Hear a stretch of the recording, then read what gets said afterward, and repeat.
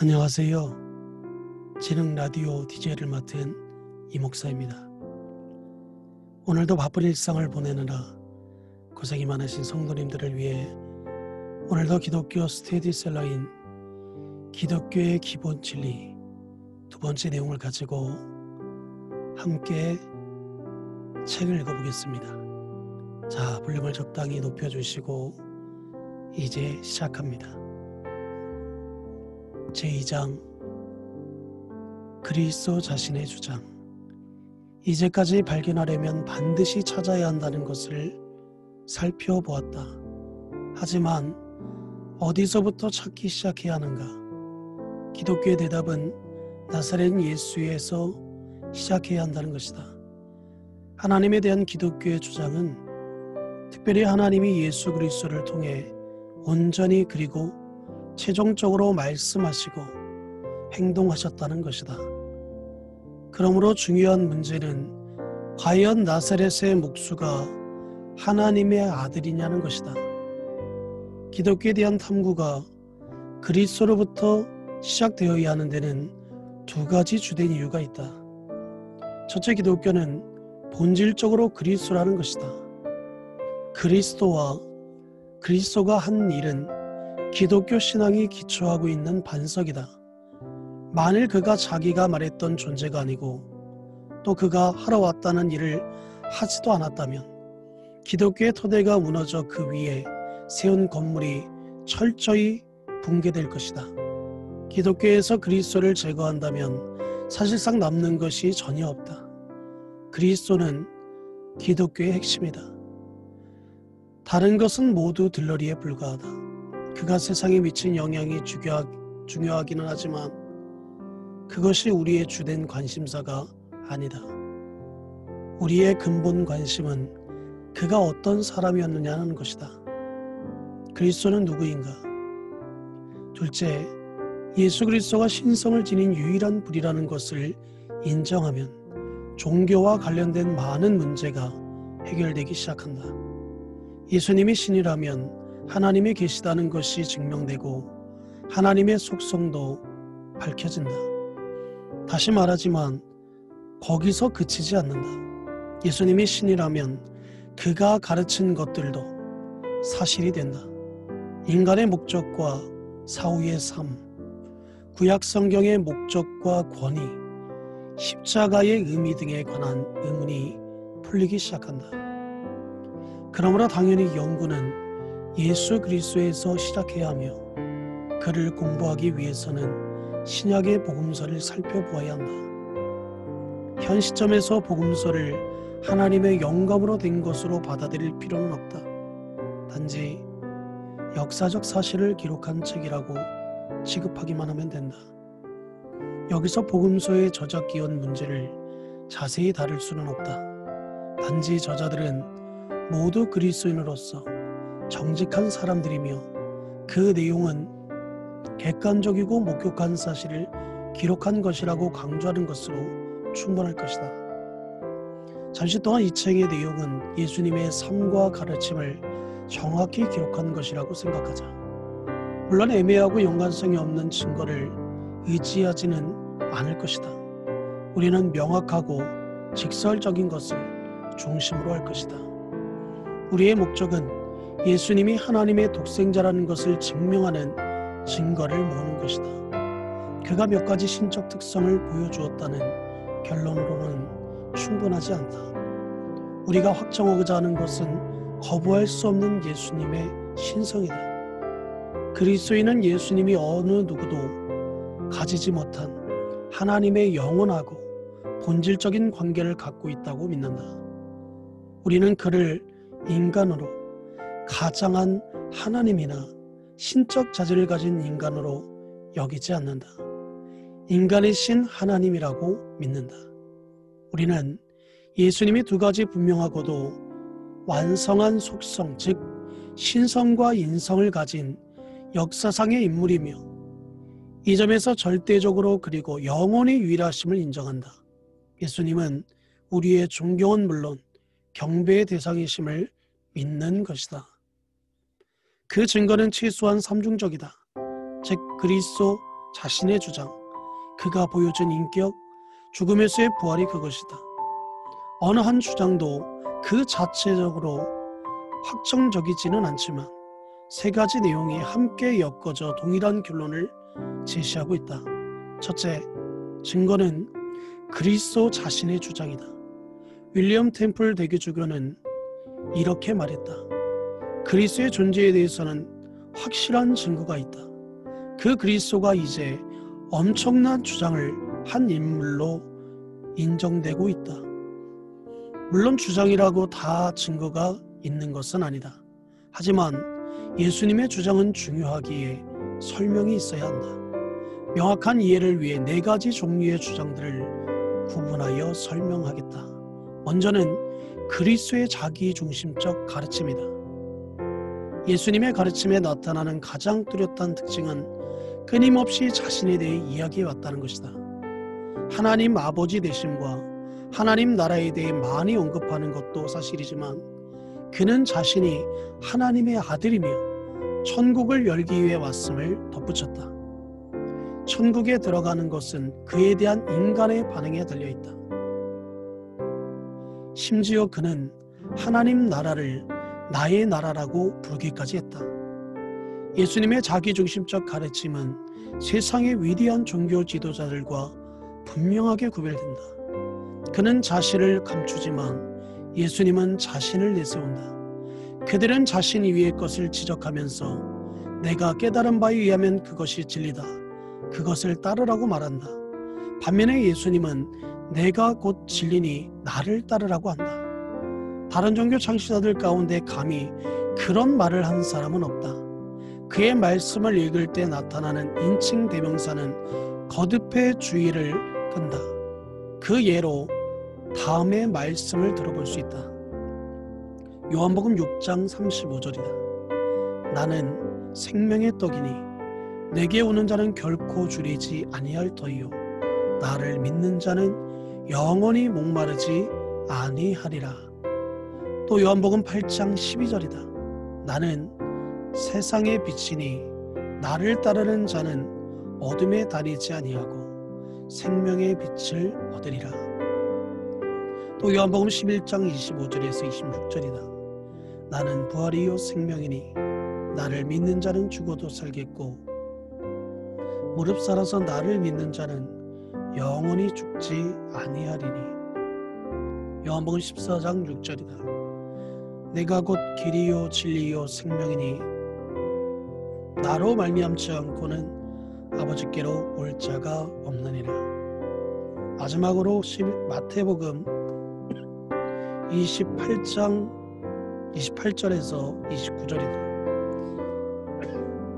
수고하고 무거운 짐진 자들아 다 내게로 오라. 내가 너희를 쉬게 하리라.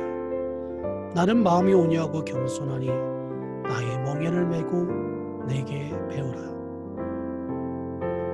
예수님의 초반 가르침에 다음에 하신 중요한 질문은 너희는 나를 누구라 하느냐였다. 그는 아브라함이 자기의 때에 볼 것을 즐거워하였으며 모세가 자기의 때에 기록하였고 성경이 자기에 대해 증언하며 구약의 주요 세 부분 율법서, 선지자, 시가서에는 실제로 자기에 관한 것이 있다고 주장했다. 누가는 예수님의 고향 나사렛의 회당에 방문한 극적 사건을 상당히 자세히 설명했다. 그는 두루마리 성경을 받고 일어서서 읽었다. 그 본문은 이사야서 61장 1절에서 2절이었다. 주의 성령이 내게 임하셨으니 이는 가난한 자에게 복음을 전하게 하시려고 내게 기름을 부으시고 나를 보내서 후레된 자에게 자유를 눈먼 자에게 다시 보게 함을 전파하며 누린 자를 자유롭게 하고 주의 은혜의 해를 전파하게 하려 하심이라. 예수님은 책을 덮어 회당 시중자에게 돌려주고 앉았다. 그러는 동안 모든 회중의 눈은 그에게 고정되었다. 그때 그는 놀라운 말씀을 정적을 깨뜨렸다. 이 글이 오늘 너희 귀에 응하였느니라. 다시 말해서 이사야가 한 말은 바로 나에 대한 것이다 라고 했던 것이다. 그가 이런 말로 사람들을 자신에게 주목하도록 한 것은 놀라운 것이 못했나. 사실 그는 초대뿐만 아니라 명령도 했다. 그는 내게로 오라, 나를 따르라고 했던 것이다. 사람들이 자기에게 오기만 하면 무거운 짐으로부터 쉬게 하고 배고픔을 채워주고 가란 영혼의 목을 축여주겠다고 약속했다. 그를 따르는 자는 그에게 순종해야 하고 사람들 앞에서 그를 시인해야 한다. 예수님의 제자들은 예수님이 이런 독재적 주장을 할 수 있도록 그 권리를 인정했으며 바울, 베드로, 야고보, 유다는 그들의 서신서에서 자신을 기꺼이 그의 종으로 자처했다. 이보다 더한 것은 그가 자신을 인간의 신앙과 사랑에 합당한 대상이라고 했던 점이다. 인간은 하나님을 믿어야 한다. 그러나 예수님은 인간에게 자기를 믿으라고 했다. 그는 하나님께서 보내신 이를 믿는 것이 하나님의 일이니라. 아들을 믿는 자에게 영생이 있다고 선포한 것이다. 그를 믿는 것이 인간의 제일 가는 의무라면 그를 믿지 않는 것은 제일 가는 죄인 것입니다. 다시 말하면 크고 첫째 되는 계명은 마음을 다하고 목숨을 다하고 뜻을 다하여 하나님을 사랑하는 것이다. 그런데도 예수님은 대담한 인간의 최고의 사랑을 요구했다.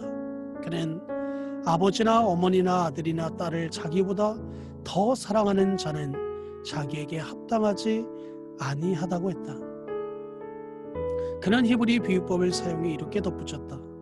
물은 내게 오는 자가 자기 부모와 처자와 형제와 자매와 및 자기 목숨까지 미워하지 아니하면 능히 내 제자가 되지 못하고, 그는 자신이 하나님의 목전 가운데 중심을 차지하고 있다고 확신하였기 때문에 하늘나라로 돌아간 후 자기를 대신할 누군가를 보내겠다고 약속했다. 바로 성령이다. 그리스도는 그를 보혜사 또는 위로자, 즉 대언자라는 이름으로 즐겨 불렀다. 이것은 법률적 명칭이다. 즉 피고를 위한 변호사, 대변인을 의미한다. 그래서 성령의 임무는 세상에서 그리스도를 위해 탄원하는 것이다.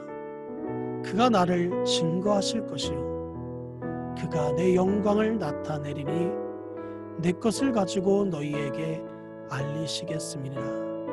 따라서 성령이 세상에 증거하는 것도 교회에 증거하는 것도 예수 그리스도에 관한 것이다. 실로 그는 깜짝 놀랄 정도의 자기중심적 사고 가운데 이렇게 예언했다. 내가 땅에서 들리면 모든 사람을 내게로 이끌겠노라. 그는 십자가가 도덕적 자력을 발하여 모든 사람을 이끌어 드릴 것을 알았던 것이다. 그러나 그는 여기에 이끄는 곳이 하나님이나 교회 혹은 진리나 의가 아니라 자기 자신이라고 덧붙였다. 오직 그에게로 이끌릴 때만 이런 것들에게로 이끌릴 수 있다는 것이다. 이 자기중심적 가르침의 가장 뚜렷한 특징은 바로 그분이 다른 사람들에게 겸손을 강력하게 권고했다는 사실이다. 그는 제자의 자아추구를 꾸짖었으며 그들의 높이고자 하는 욕심의 염증을 느꼈다. 그가 자신이 가르친 것을 실행하지 않는 것이 아닌가. 그는 어린아이를 데려다가 제자들의 모범으로 세우기도 했다. 자신에 대해서는 다른 기준을 적용한 것이 아닌가. 두 번째는 그리스도의 직접적 주장이다. 예수님은 자신이 구약에 예언된 메시아라고 분명히 믿었다. 그는 예언자들이 여러 세대에 걸쳐 예언한 하나님의 나라를 세우기 위해 왔다. 예수님의 공적 사역에서 기록된 첫마디가 이 오래된 약속들의 성취에 관한 것으로 때가 찼고 하나님의 나라가 가까이 왔다라는 사실은 의미가 있다. 그는 사람의 아들인 자, 아들 곧 인자라는 이름을 사용했는데 그것은 원래 다니엘의 환상 가운데 나온 메시아의 명칭이었다. 대제사장에게 신문 받을 때 하나님의 아들이라는 이름도 받아들였는데 그것은 특히 시편 2편 7절에서 인용한 메시아의 또 다른 칭호였다. 또한 그는 자신의 사명을 이사야서 후반에 나오는 여호와의 고난받는 종에 관한 묘사에 비추어 설명했다. 그의 12제자 훈련의 첫 단계는 빌립보 가이사랴로 가던 중 시몬 베드로가 예수님을 그리스도라고 고백했을 때 절정에 이르렀다. 다른 사람들은 예수님을 선지자들 가운데 한 사람으로 생각하기도 했다. 그러나 시몬 베드로는 예수님이 선지자들이 이야기했던 분임을 깨달았다.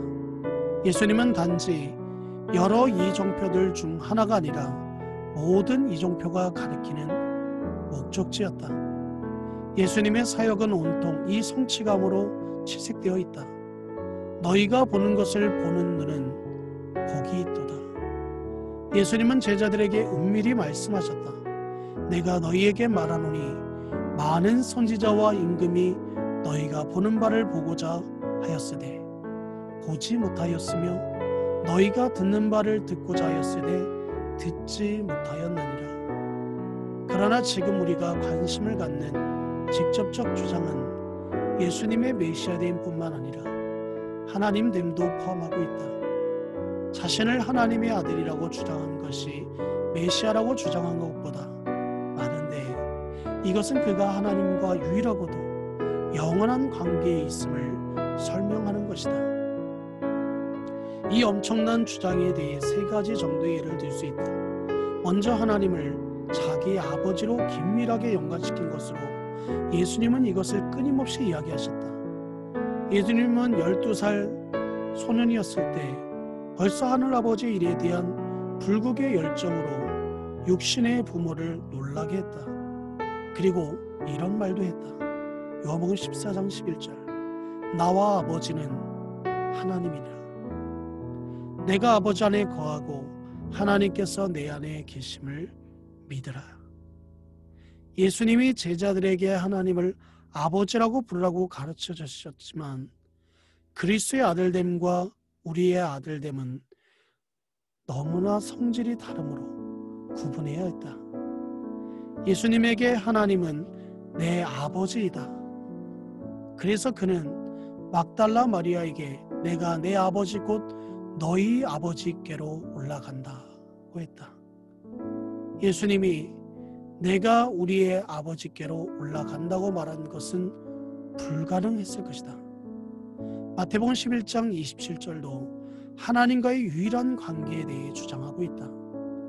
내 아버지께서 모든 것을 내게 주셨으니 아버지 외에는 아들을 아는 자가 없고 아들과 또 아들의 소원대로 계시를 받는 자 외에는 아버지를 아는 자가 없느니라. 예수님이 하나님과의 가장 가까운 관계를 주장했다는 것은 자기를 하나님의 아들이라고 함으로써 유대인들을 붕괴하게 했던 데서 더욱 잘 나타난다. 예수님은 자신과 하나님을 긴밀하게 동일시했기 때문에 자기에 대한 인간의 태도와 하나님에 대한 인간의 태도를 동일하게 여겼던 것이다. 따라서 예수님을 아는 것은 곧 하나님을 아는 것이고 예수님을 본 것은 하나님을 본 것이며 예수님을 믿는 것은 곧 하나님을 믿는 것이고 예수님을 영접하는 것은 곧 하나님을 영접하는 것이며 예수님을 믿는 것은 곧 하나님을 또한 미워하는 것이고 예수님을 공경하는 것은 하나님을 곧 공경하는 것이다. 이제까지는 예수님과 하나님과의 독특한 관계에 대해 일반적 주장을 가지고 고찰해 보았다. 이제는 보다 구체적이고 직접적인 주장 두 가지를 살펴보기로 하자. 첫 번째 주장은 요한복음 8장 51절에서 58절에 나와 있다. 예수님은 유대인들과 논쟁하던 중에 이렇게 주장하셨다. 진실로 진실로 너희에게 이르노니 사람이 내 말을 지키면 영원히 죽음을 보지 아니하리라. 이것은 예수님을 비판하는 자들에게 얼토당토 않은 말이었다. 그래서 그들은 반문했다. 아브라함과 선지자들도 죽었거늘 너는 이미 죽은 우리 조상 아브라함보다 크냐? 너는 너를 누구라 하느냐? 너희 조상 아브라함은 나의 때에 볼 것을 즐거워하다 보고 기뻐하였느니라. 예수님은 대답이었다. 유대인들은 더욱더 당혹해했다. 내가 아직 50세도 못 되었는데 아브라함을 보았느냐? 그때 예수님은 매우 의미심장한 주장을 응수하였다. 진실로 진실로 너희에게 이르노니 아브라함이 나기 전부터 내가 있느니라. 그러자 유대인들이 돌을 들어 치려했다. 모세의 율법에 의하면 하나님을 모독하는 자는 돌로 치도록 되어 있으므로 사람들은 그리스도의 말에 하나님을 모독하는 무엇이 있다는 것이 아닐까 생각했을지도 모른다. 물론 아브라함이 나기 전부터 있었다는 주장이 있기는 하다. 이 주장은 그리스도가 자주 한 주장이었다.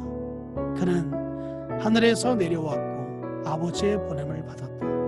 그러므로 그 주장은 아무 잘못이 없다. 그러나 우리는 좀 더 자세히 깊이 살펴봐야 한다. 예수님은 아브라함이 나기 전부터 내가 있었느니라고 하지 않고 내가 있느니라고 하셨다. 따라서 이것은 아브라함 이전부터 영원히 존재해 왔다는 주장이다. 그러나 이것도 전부는 아니다. 내가 있느니라 말씀은 영원성의 주장의 이상의 것, 신성에 대한 주장을 내포하고 있는 것이다. 내가 있느니라 하는 호렙산 불붙은 가시덤불에서 하나님이 모세에게 자신을 나타내실 때 사용하신 하나님의 이름이다. 나는 스스로 있는 자니라. 너는 이스라엘 자손에게 이같이 이르기를 스스로 있는 자가 나를 너희에게 보내셨다라. 이 하나님의 이름을 예수님은 차분히 자신에게 붙이고 있는 것이다. 바로 이것 때문에 유대인들은 돌을 들어 하나님을 모독한 죄를 벌하려 했던 것이다. 신성에 대한 두 번째 직접적 주장은 부활 후에 이루어졌다. 잠시 부활이 사실이었다고 가정하자. 부활 후 첫 일요일, 의심 많은 도마는 다른 제자들과 함께 다락방에 있었다. 그때 예수님이 나타나셨다. 예수님은 도마를 불러 상처를 만져보라고 하셨다. 그러자 도마는 경의에 사로잡혀 외쳤다. 나는 나의 주님이시요 나의 하나님이시니이다. 예수님은 그 명칭을 받아들이셨다.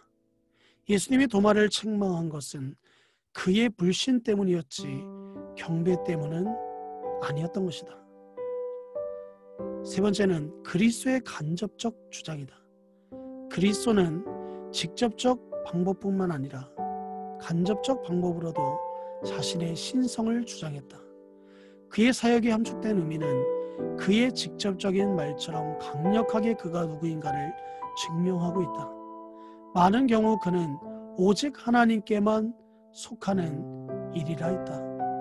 이것들 가운데 네 가지를 이야기해 보겠다. 그리스도의 첫 번째 간접적 주장은 죄를 용서한다는 것이다. 예수님은 두 번째에 걸쳐 죄인들을 용서하여 주셨다. 첫째는 중풍병자를 그 친구들이 예수님이 계신 곳에 지붕을 뚫어 달아내릴 때였다. 예수님은 그 중풍병자에게 근본적으로 필요한 것이 영적인 것임을 알았다. 그래서 작은 자야 내 죄사함을 받았느니라고 말씀하심으로써 둘러선 무리를 놀라게 했다. 죄를 용서한다는 두 번째 선언은 부도덕한 사람으로 낙인 찍힌 한 여인에게 행해졌다. 예수님은 어떤 바리새인의 집에 식사 초대를 받으셨다. 그때 그 여자가 예수님 들어와서 울며 눈물로 그 발을 적시고 자기 머리털로 씻고 그 발에 입 맞추고 향유를 부었다. 그러자 예수님은 내 제사함을 받았느니라고 하셨다. 두 경우 모두 옆에서 보던 사람들은 눈이 휘둥그렇게 끄고 이 사람이 누구냐? 이 얼마나 하나님을 모독하는 짓이냐? 하나님 외에는 누가 감히 죄를 사느냐고 했다. 그들의 의문은 당연한 것이었다. 다른 사람이 우리에게 잘못한 잘못은 우리가 용서할 수 있다. 그러나 하나님께 지은 죄는 오직 하나님뿐만이 용서할 수 있는 것이다. 그리스도의 두 번째 간접적 주장은 생명을 준다는 것이다. 그는 자신을 생명의 떡, 생명, 부활이요 생명이요라는 묘사를 했다. 사람들이 자기를 의지하는 것을 포도나무 가지가 그 줄기를 의지해 생존하는 것에 비교했다. 사마리아 여인에게 생수를 제공했고 젊은 부자에게는 와서 자신을 쫓으면 영생을 주겠다고 약속했다.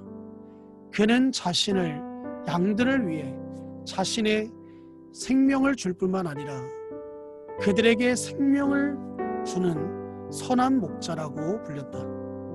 하나님이 자기에게 주신 모든 자에게 영생을 주게 하시려고 만민을 다스리는 권세를 자신에게 주셨다고 했다. 그리고 아들도 자기가 원하는 자들을 살리느니라고 선언했다. 이 주장이 너무나도 단호했기 때문에 제자들은 그것이 진실임을 분명히 알았다. 그래서 예수님으로부터 떨어져 나갈 수 없었다. 그리하여 베드로는 영생의 말씀이 주께 있사오니 우리가 누구에게로 가오리까? 라고 고백한다. 생명은 하나의 수수께끼이다. 육체적 생명이든 영적 생명이든 그 본질은 기원처럼 불가사의하다.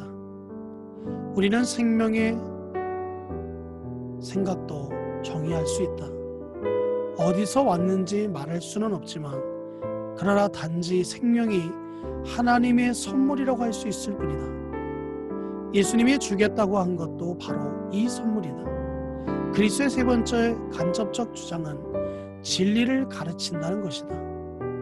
우리의 주의를 끄는 것은 그가 가르친 진리라기보다는 그것을 가르치는 단호하고 독단적 자세이다.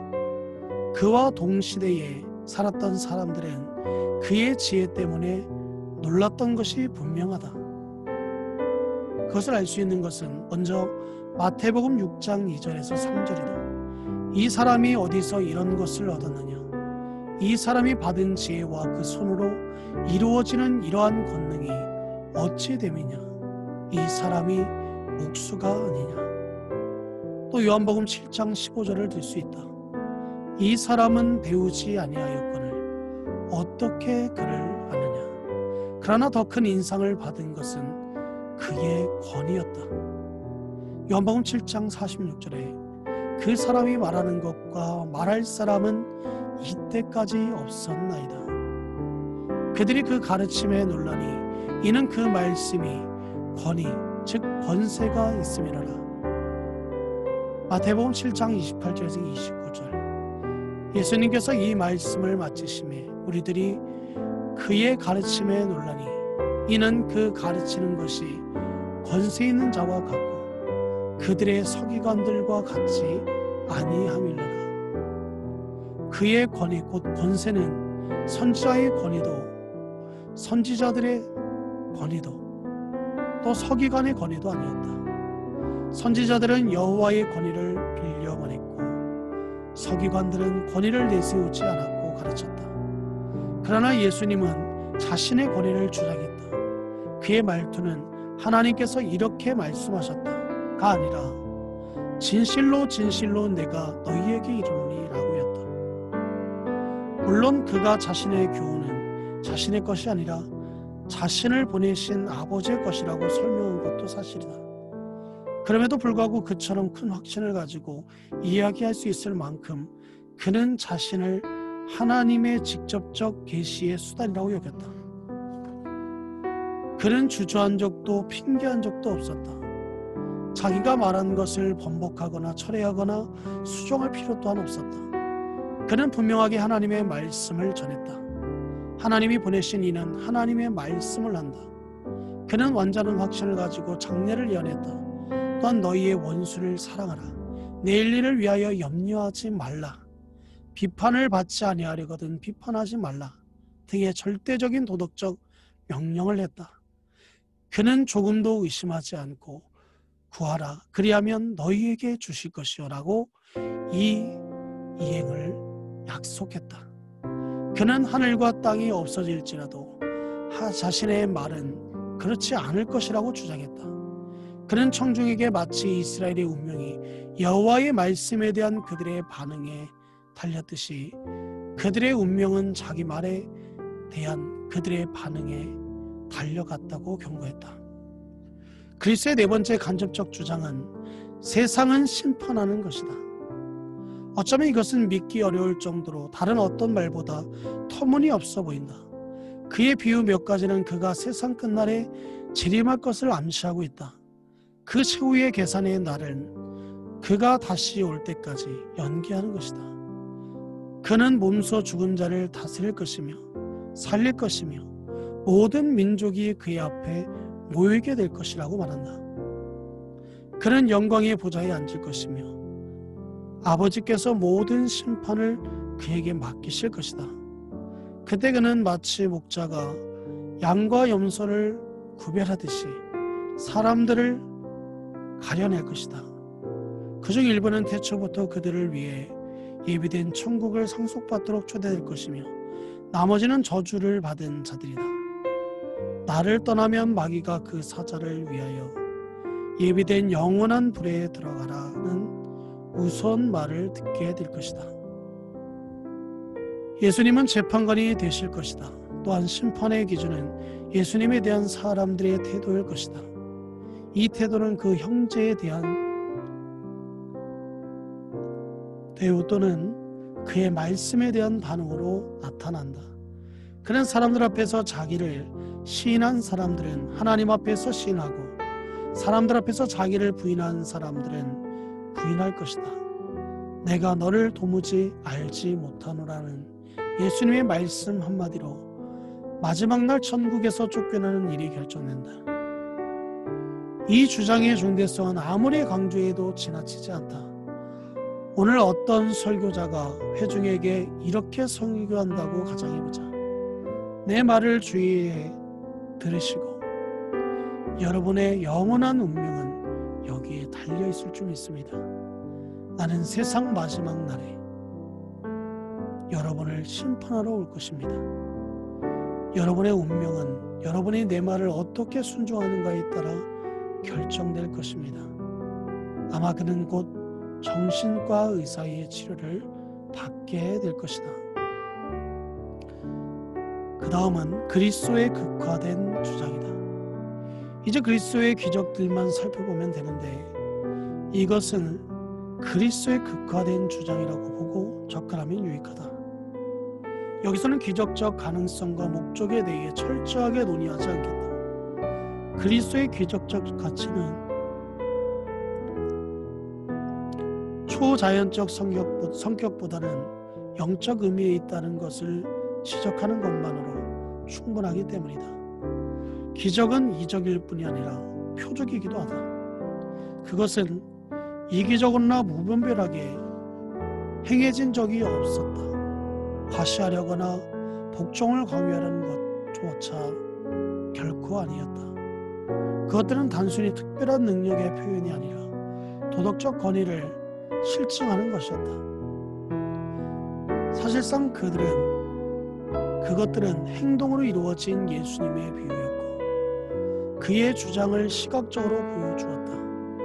즉 그리스도의 말씀을 극화한 것이었다. 요한은 이것을 분명히 이해하고 그의 복음서를 67가지 선택된 표적을 중심으로 구성해 그것들을 그리스도가 한 저 위대한 나는 뭐뭐이다 선언과 결분시키고 있다. 첫 번째 표적은 갈릴리 가나 혼인 잔치에서 물을 포도주로 만든 것이었다. 이것을 분명히 교훈적으로 만드는 것은 기적 자체가 아니다.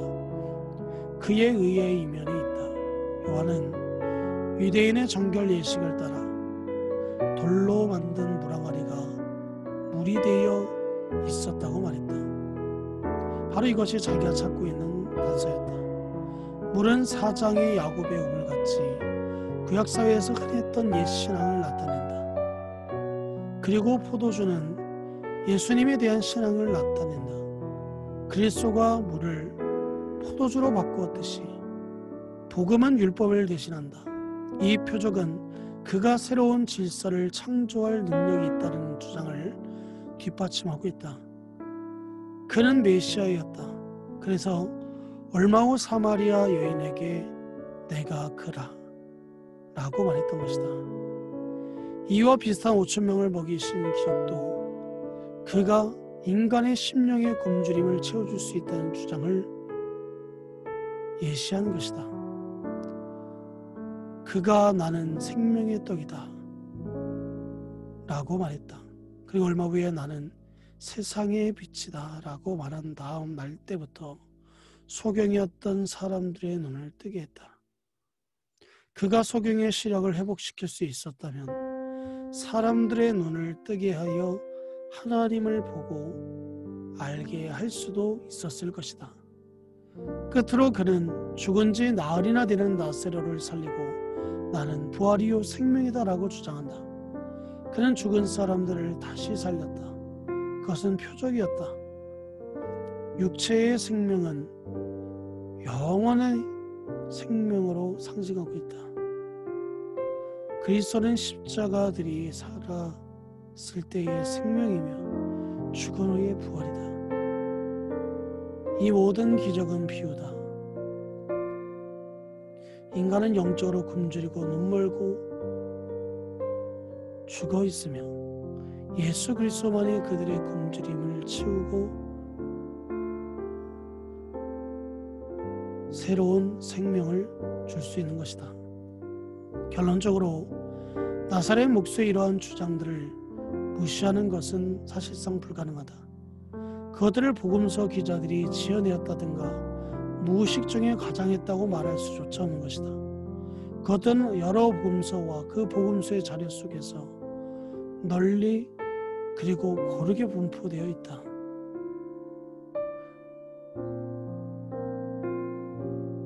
그리고 이 예수의 모습은 매우 일관성 있고 조화되어 있어 상상해낸 것이라고 할 수 없다. 이 속에는 주장이 들어있다. 그것들 자체에는 신성의 증거가 될 수 없다. 그런 주장이다. 거짓일 수도 있다. 그러나 그것에 대한 생명을 반드시 해야 한다. 예수님이 그의 가르침의 주요 내용 중 하나인 자신에 대한 것에 중대한 실수를 했다면 그 더 이상이 그를 위대한 스승이라고 할 수 없다. 많은 학자가 확인했듯이 예수님에 대한 과대망상증 환자가 존재하는 것이다. 이러한 주장을 평범한 사람이 했다면 과대망상증으로 발견된 자기중심주의일 것이다. 그의 도덕적 가르침에 심오함, 건전함 그리고 날카로움과 만일 그가 진정으로 하나님이 아닐 경우 그의 신학적 가르침 배후에 있는 엄청난 과대망상 사이에 우수는 결코 만족할 수 또한 해결되지 않을 것이다. 그는 강교한 사기꾼인가? 그는 자기가 소유하지 않은 신적 권위를 가진 채로서 사람들이 자기 견해를 추정하게 하려고 했는가? 이런 것은 믿기 어렵다. 예수님께서는 간사함이 없고 무엇인가가 있다. 그는 다른 사람의 위선을 증오했으며 스스로 투철하게 항시했다. 그렇다면 그는 성실하긴 했지만 오류를 범한 사람인가? 미쳤다고 또는 미쳤다고까지 아니라도 그가 자신에 대한 어떤 망상을 가지고 있었다고 할 수 있지 않은가? 이 가능성에 찬성하는 사람들이 있다. 그러나 사람들은 예수님의 망상보다 그들의 망상이 더 엄청나다는 것을 알고 있다. 예수님은 망상에 사로잡힌 자들에게 받게 되는 그런 비정상적인 인상을 주지 않는다. 그의 인격은 그의 주장을 뒷받침한다. 따라서 이제 이 맥락에서 탐구하고 연구할 것이다. 사랑하는 성도 여러분, 이것으로 이 목사가 추천하고 대신 읽어주는 진행교회 라디오 두 번째 시간을 마치겠습니다. 매주 목요일 오전 11시에 다시 이 영상에 대한 내용을 살펴볼 수 있습니다. 오늘도 주 안에서 승리하시기 바랍니다. 사랑하고 축복합니다. 감사합니다.